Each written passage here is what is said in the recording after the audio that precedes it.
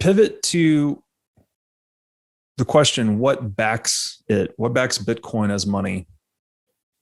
As you said, dollars used to be backed by gold, right? Right. Every currency in the world, historically, like as a paper currency, was initially redeemable for some form of monetary metal. That was its whole point, actually. It was the paper banknote was a receipt or a claim token or a call option for money. It was not money itself. It was the paper note was a claim on money. Money was the metal, right? Gold or silver, typically. Mm-hmm. So the question then becomes, okay, why gold and silver? Why did gold become money? And this is why I think a lot of people struggle with Bitcoin, because you can't even, to ask the question, what is Bitcoin? It almost doesn't, you can't answer it until you understand why gold became money. And this is why I have a whole show built around this topic, right? It's like, you need to go into the depths of history before you could ever understand this new technology. You need to understand, and again, with gold in particular, the oldest tool, basically, we've been using it for 5,000 years as money. We've been using it for so long. I joke that we even forgot why it's valuable. We all know gold is valuable. We have all these phrases built into our language, like, oh, he's worth his weight in gold, or, this is the gold standard of shovels, or, we say all these things about gold, like it's the premier asset. It's like embedded in us, but cognitively, we don't know why. So we know gold's valuable, but if you say, why is gold valuable? People don't really know so well. It gets harder. So, okay, this opens up a bit of a rabbit hole, but I'll try to keep it simple.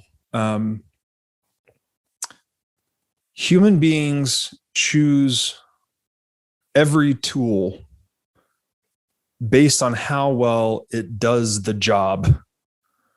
Right? I mean, this is pretty straightforward. Like, you want to dig a hole, you want a shovel, right? The width of the shovel, and they're slightly different.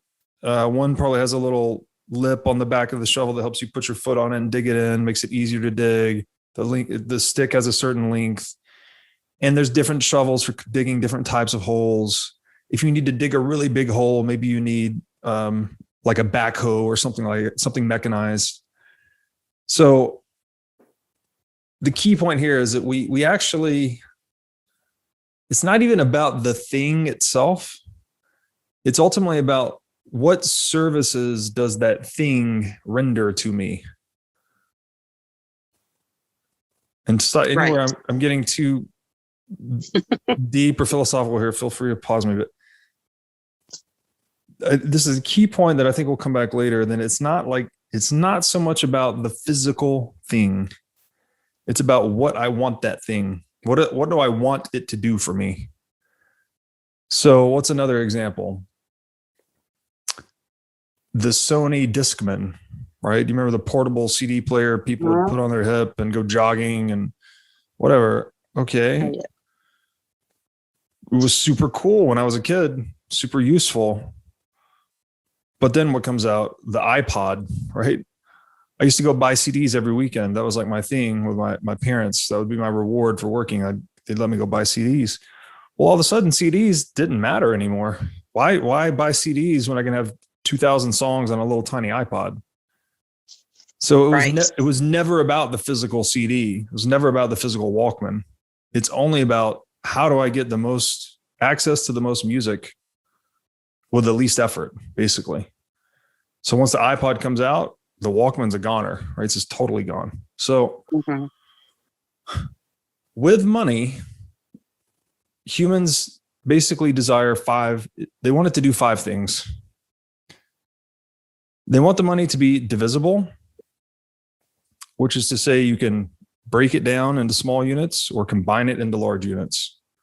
So you can, buy a cup of coffee, or you can buy a house, right? It needs to be, you can break it down into small units and recombine it into larger units. So you can do different transactions of different sizes. So that's the one service people want from money.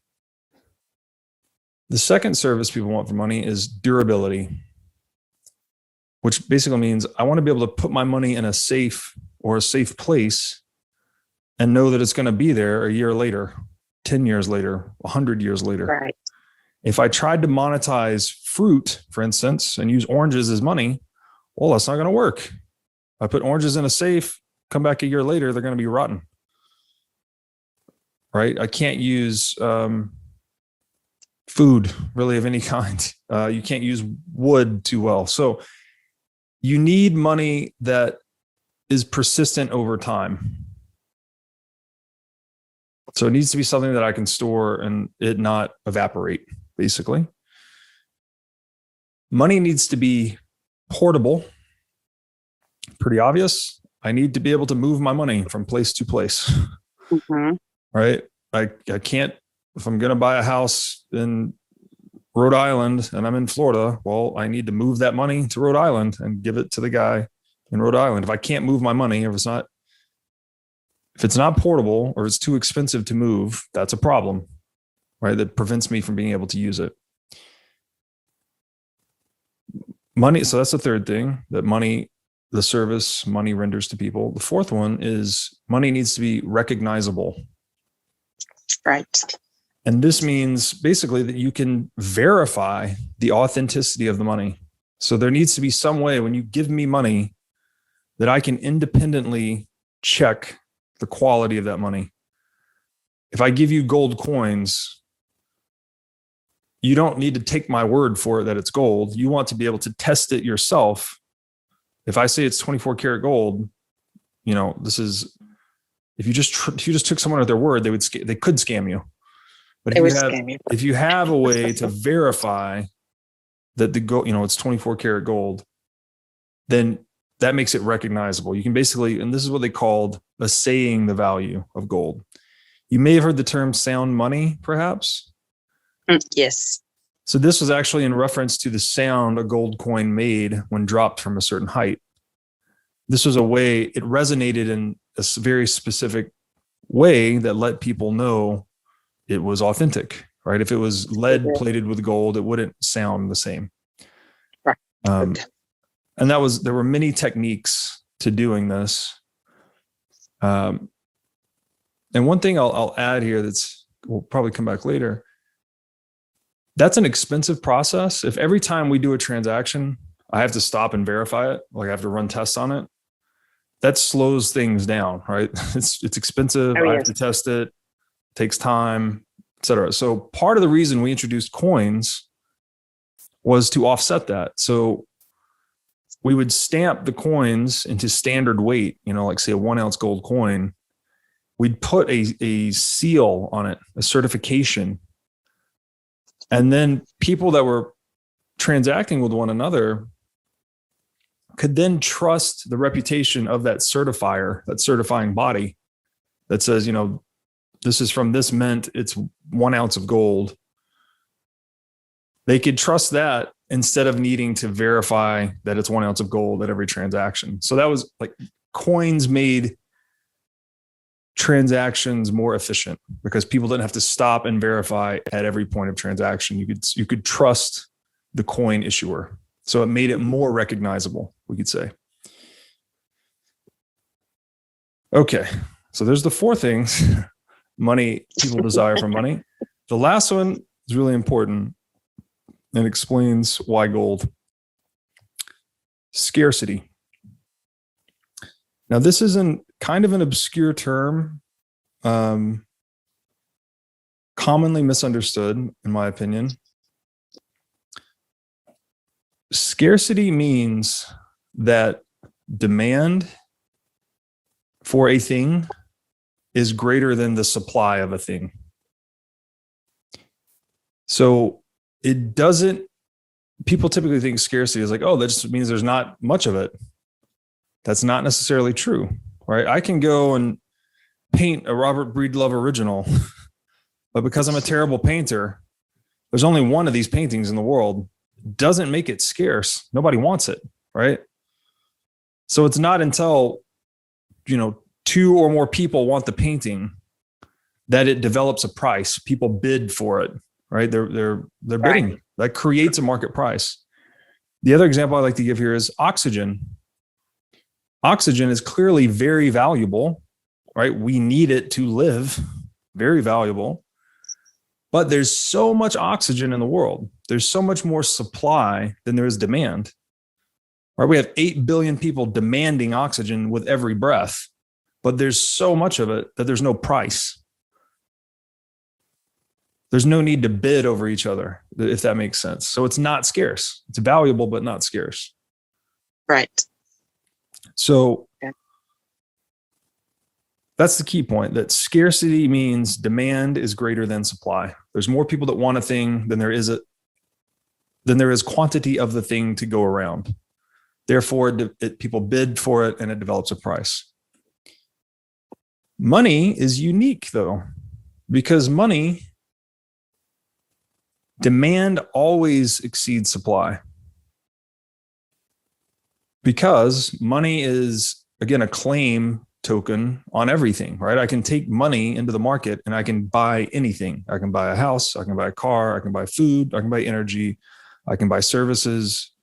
It's, as the Austrian economists call it, the universal medium of exchange. So it's the ultimate economic good, if you will. Because it's the ultimate economic good, the demand for money is always greater than the supply of money. And I think if you've been around on Earth for, even 5 minutes, you probably noticed that. Yes. Yes. So what happens in the selection process of money? So the market, people participating in the free market, trying to figure out what should be money. We naturally zero in on the thing that best satisfies those first 4 properties. So it's divisible, durable, recognizable, portable. But we zero in on the thing that's the most scarce, which is to say the thing that does all those things, but is hardest to produce, basically. It's hardest to increase the supply. And this is because if I'm going to hold money, I'm going to put my life's work into it, right? I'm going to go and sacrifice my time and energy to obtain this money. I want the value that I'm storing in money to be maximally resistant to other people. If I just used sand as a store of value, well, people could all run down to the beach, get a bunch of sand, produce a lot more of this sand money and dilute me, right? So they could basically steal whatever value I stored in sand money. So we start working our way down, like through voluntary action, and people coalesce on the thing that's hardest to produce. The money, the thing that best functions as money, but is hardest to produce. And that's gold. Gold is the most divisible, durable, recognizable, portable asset in history that is the hardest to produce. And now I'll try to answer silver too, because it's like, well, we have gold and silver. Why silver? Yes. Silver functioned successfully alongside gold for thousands of years because we had not abstracted gold into a banknote yet. We didn't have gold backed paper yet. And so, Right. It was silver certificate. yeah. So, here's what happened is that gold was so scarce, in fact, that it was great for doing big transactions, but day-to-day transactions, it was too much. It was like to buy a cup of coffee, for instance, or whatever the equivalent was back in the day.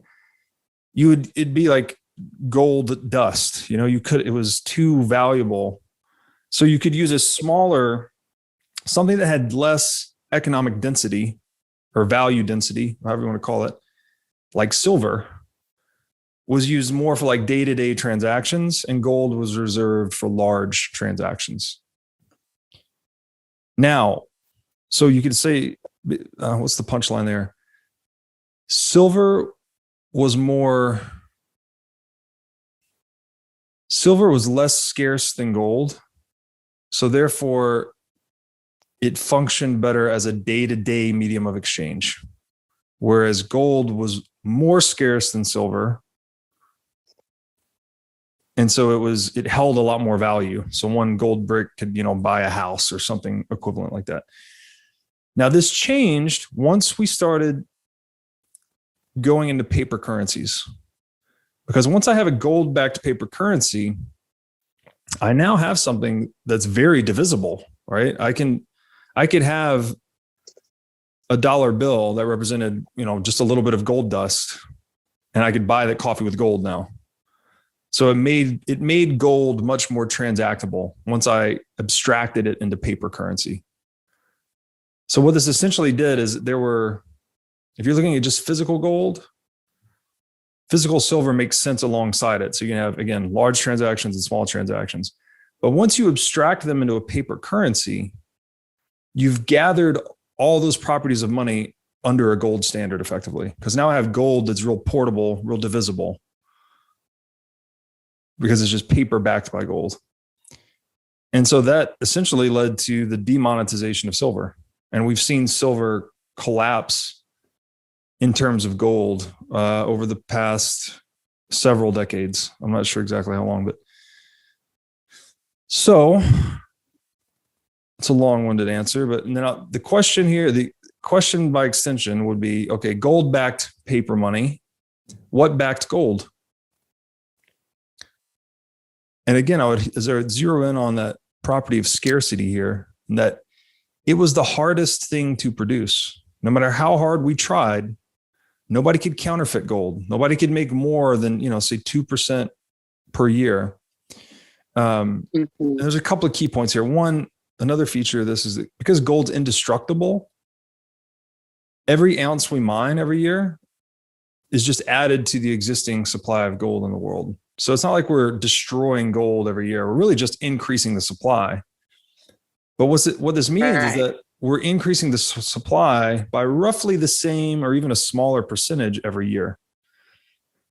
So of the existing value stored in gold, it's only being diluted or inflated by around 2% per year, no matter what anyone does, right? No one knows how to counterfeit gold.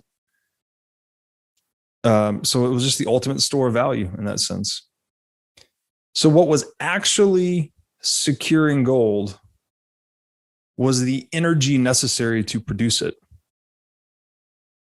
right? If I could tap into if I could figure out nuclear energy back in whatever, the 1500s and go and mine gold with nuclear energy somehow, I could get a lot more gold a lot faster. So I could get rich.